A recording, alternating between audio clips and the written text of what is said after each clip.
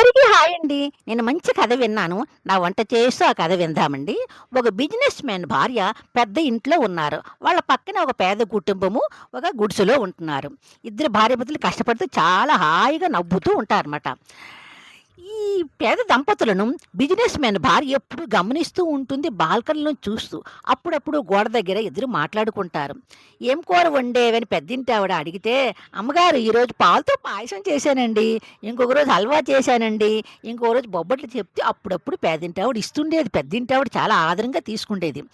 పెద్దింటి ఆవిడ తన భర్త ఏమందంటే, "ఏమండి వాళ్ళు ఎంత సంతోషంగా అవి ఇవి వండుకుంటున్నారు. హాయిగా ఉన్నారు. మనమేంటి ఎప్పుడో పండగ తప్ప ఎప్పుడు మనం వండుకోము" అని అంటే, అప్పుడు భర్త ఏమన్నాడంటే, "ఓసి నా ఇల్లాలా, వాళ్ళకి పొదుపు అంటే ఏంటో తెలియదే. నీవు నేను రూ. 100 ఇస్తే రూ.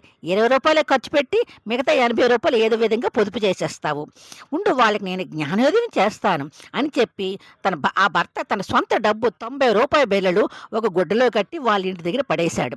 తెల్లవారిన తర్వాత ఆ డబ్బు చూసుకొని చాలా ఆనందించారు. ఒక్కొక్క నిమిషమే డబ్బు లెక్క పెట్టి రూ. 90 ఉన్నవి. అయ్యో, రూ. 10 ఉంటే బాగున్నాయి, రూ. 10 ఉంటే బాగున్నాయి అన్న ఆలోచన వాళ్ళకొచ్చి అప్పటి నుంచి పొదుపు చేయడం ప్రారంభించారు.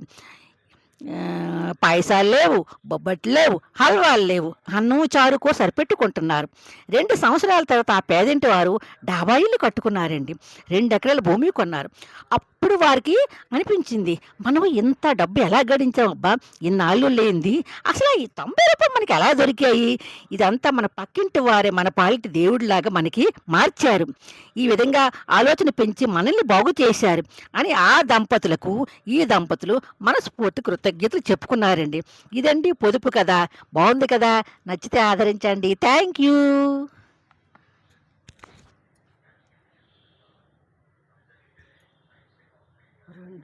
అందరికీ హాయ్ అండి.